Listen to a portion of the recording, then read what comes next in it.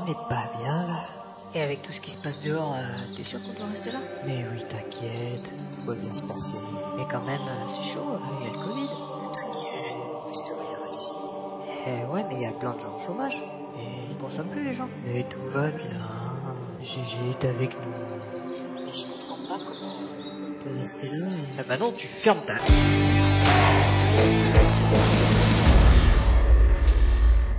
Nous avons donc avant la fin de l'année des marchés en lévitation, plutôt zen, au sommet de leur art, tels des moines Shaolin qui accumulent toute la force en eux et prêts à en découdre le moment venu. Mais pas encore, pas encore.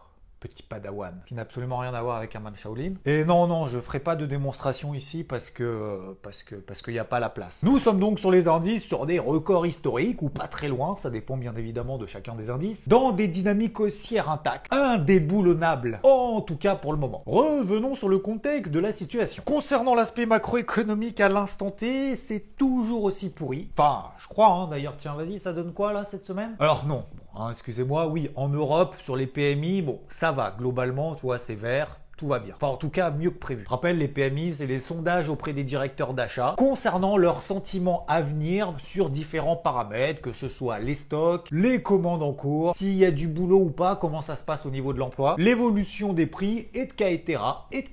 Visiblement, plutôt mieux confiant que ce qui est attendu par le marché. Et après, alors il y a les États-Unis. Et là, disons que ça se complique un peu. Alors tu sais, concernant le chômage aux États-Unis, ça va pas du tout, hein, le mot est faible, et ce depuis des semaines. D'ailleurs, cette semaine, les demandes hebdomadaires aux allocations chômage, encore une fois, c'est pire que prévu. Et le reste, tu le vois, c'est pas top. Les ventes de biens durables, l'indice Philly-Fed, ou encore les PMI. Alors c'est entre deux, ça dépend si tu prends le PMI des services ou le PMI manufacturier. Bref, c'est pas GG. Mais c'est pas grave parce que les marchés, tu le sais, hein, ne price pas ce qui se passe à l'instant T, mais l'avenir, ils anticipent sur plusieurs mois, voire peut-être même d'ailleurs plus. Et vu que les marchés pensent que le pire est derrière nous, on se retrouve sur des records historiques. Alors, en plus de ça, visiblement, on a le fameux plan de relance, tu sais, aux États-Unis, démocrates, républicains, d'accord, pas d'accord, etc. Bon, ça fait un moment, hein, que la phase de préliminaire, normalement, elle aurait dû terminer. Là, on devrait être plutôt à la phase d'accouchement. Et visiblement, ils sont quand même relativement chauds pour accoucher à moitié. Alors, je sais que l'image est un peu... Comment on peut faire? C'est simple, ils mettent en place ce sur quoi ils sont d'accord, donc a priori ça devrait être autour de 900 milliards de dollars, et puis sur les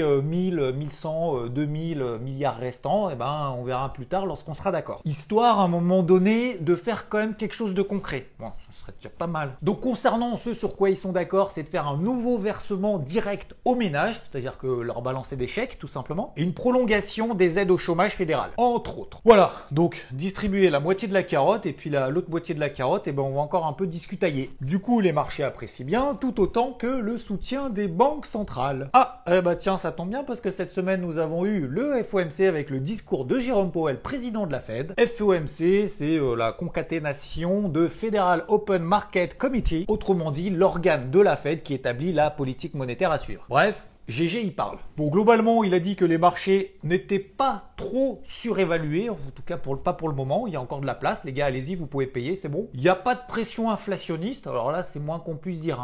C'est pas la fête de la hausse des prix, ça c'est clair. Beaucoup qui disent oui, l'inflation, attention, ça va être dangereux. Encore une fois, pour le moment, la priorité, c'est d'éviter la déflation, c'est-à-dire que personne n'investisse, personne n'achète, que les prix s'effondrent par peur d'un écroulement de l'économie et du coup on repousse les achats et les investissements à plus tard. Bref, pour faire simple, c'est à peu près ça la déflation. Donc, qui dit absolument pas d'inquiétude d'inflation, on va pouvoir continuer à faire tourner la planche à billets, pas de problème. D'ailleurs, il a précisé, on peut encore en faire plus. Voilà, on a encore l'encre, la planche à billets, c'est bon, là elle est bien chaude. On a encore du papier, c'est bon.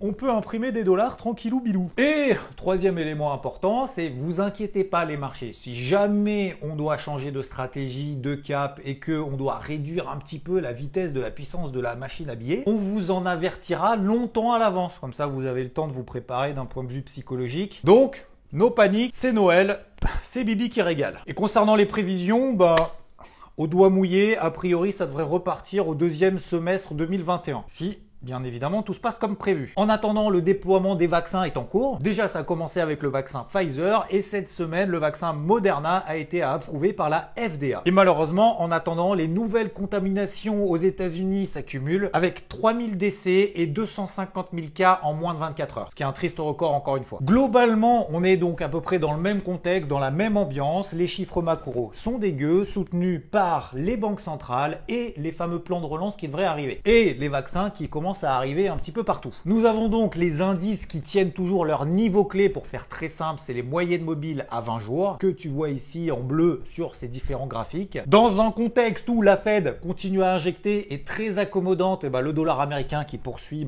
sa descente sur des nouveaux plus bas annuels jour après jour. Ça, je pense qu'on en avait quand même suffisamment parlé ces dernières semaines. Trend is your trend.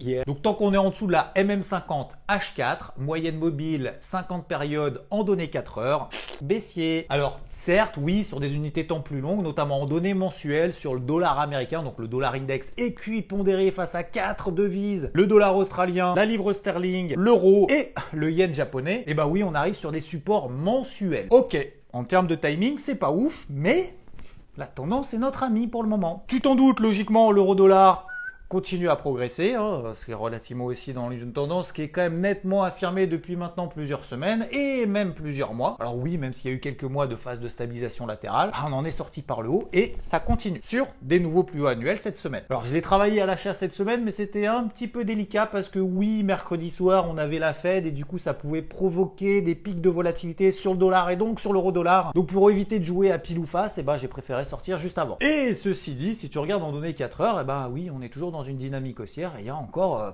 potentiellement du potentiel, si j'ai envie de dire, ce qui veut rien dire. Je voulais juste simplement dire qu'il y avait encore du potentiel. Et ce, tant que la tendance n'est pas invalidée, et donc ce qui nous incite à dire que la tendance sera invalidée uniquement si on passe en dessous de ce canal ascendant. Concernant la livre sterling, nous sommes en plein Brexit, deal, no deal, pas de risque de no deal. C'est un peu le cafouillage absolu. Je suis d'ailleurs pas certain que ce soit le bon actif à privilégier en cette période-là, sauf si on aime bien les sueurs froides, l'adrénaline et jouer au casino. Surtout si on n'a pas trop d'expérience sur les marchés. Et je pense qu'il y a des belles tendances établies un petit peu partout pour éviter de se mettre en plein milieu d'une tempête. Voilà. Simplement mon avis, t'en fais ce que tu veux. D'ailleurs, tiens, cette semaine, on a travaillé à l'achat l'argent, toujours dans une tendance haussière sur des unités de temps long terme. On a eu de belles réactions à très court terme avec des grosses mèches, donc on a attendu qu'ils nous donnent des signaux haussiers, et puis on s'est placé là au milieu. Et l'argent fusée. Alors pourquoi l'argent et pas l'or? Tout simplement comme on l'avait travaillé la première fois le 1er décembre, parce que l'argent surperforme l'or, c'est-à-dire qu'il monte beaucoup plus vite que l'or. Donc autant prendre celui qui va plus vite. C'est pas con en fait. Donc oui, il y a encore du potentiel sur l'argent, mais un tien vaut mieux que deux tu l'auras, d'autant plus avant la période de fête où je vais être quand même relativement peu actif, voire absent, voire pas du tout là, voire à un moment donné, il n'y a peut-être pas que les marchés dans la vie non plus. Et sinon, alors là, bien évidemment, tout le monde commence à en reparler à nouveau, le Bitcoin, ça y est, a passé le cap Nabila. C'est plus haut historique de fin 2017.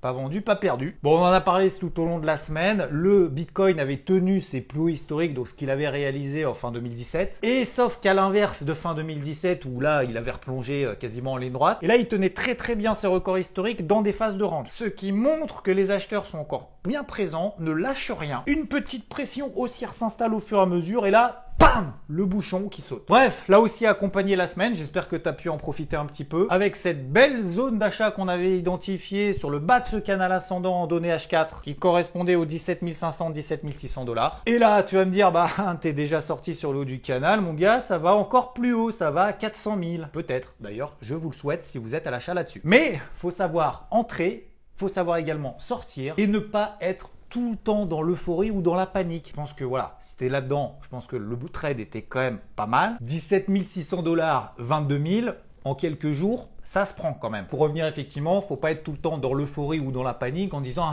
faut pas sortir, ça va encore plus haut, et une fois que t'es plus haut, tu dis ça va aller encore plus haut, etc. Alors certes, ok, on est dans une tendance haussière très très forte. La situation, comme je l'ai déjà dit, est complètement différente de ce qui s'est passé en 2017. On a eu cette longue phase de maturation pendant 2 années. Et autant encore une fois passer de bonnes fêtes, même si ça peut aller plus haut. Effectivement, on peut tenir une pause tant qu'il n'y a pas de signal de retournement. Et là encore, je préfère revenir et retrouver à nouveau un point d'achat en début d'année prochaine, c'est-à-dire dans une semaine et demie, quoi. Ce qu'il faut retenir, notamment sur cette semaine, c'est ce qu'on avait évoqué dans le carnet de bord dès lundi sur IVT. En 2 mots, faire simple. Travailler les tendances qui sont clairement bien établies partout. Et ce, jusqu'à leur invalidation, ce qui, a priori, n'est pas le cas. Tout a continué, que ça soit sur les indices, sur le dollar, et donc sur l'euro-dollar, sur le bitcoin, et j'en passe. Et éviter les trucs un peu pourris qui font faire...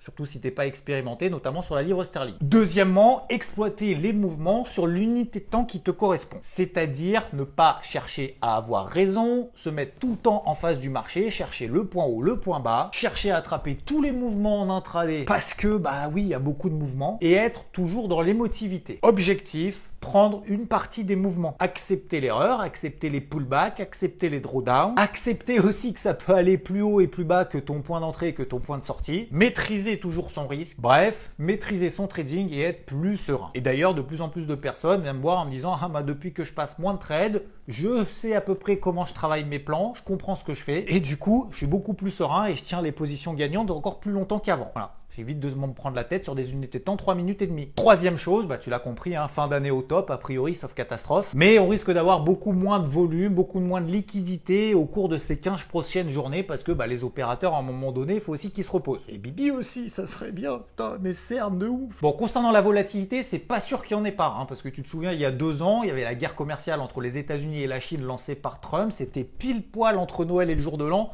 que les marchés avaient réalisé un point bas et derrière... reparti comme en 40. Ce que je suggère lorsqu'on n'est pas devant, qu'on veut prendre un petit peu de recul sur les marchés, si jamais t'en fais partie aussi, ce que je vais faire, c'est mettre tout simplement des alertes sur des niveaux hauts, des niveaux bas, que je surveille, notamment en daily. Et du coup, bah, avec la super technologie actuelle, bah, tu vas recevoir un mail, une alerte, une notification qui va dire « Ah, il se passe un truc là-dessus ». Du coup, Bill, bah, tu peux faire autre chose en attendant, et puis dès que ça sonne, tu peux te mettre à ce moment-là devant les écrans. Ça s'appelle être alerte, même si t'es absent. N'oublie pas donc le dernier like du dernier débrief hebdo de l'année 2020. Là, c'est le dernier. Quelques jours de repos ces prochains jours. Mais attention, il faut bien t'abonner et activer la cloche parce que dimanche de la semaine prochaine, donc ça sera le 27 décembre à 10 h, il y aura effectivement... Quoi, je dis effectivement? Ça partait bien là? Il y aura une vidéo spéciale fin d'année 2020. Je spoil pas plus, j'espère que tu seras là. Moi en tout cas, j'y serai. Bien évidemment toujours en première, en live, en direct. Profite bien de tes fêtes de fin d'année. Même si le contexte est pas simple, dans l'enthousiasme, au moins pour tes proches. Si tu le fais pas pour toi, au moins fais pour ceux qui t'entourent. C'est bon? T'as liké? Bon bah si t'as liké, alors c'est l'heure de te dire ciao!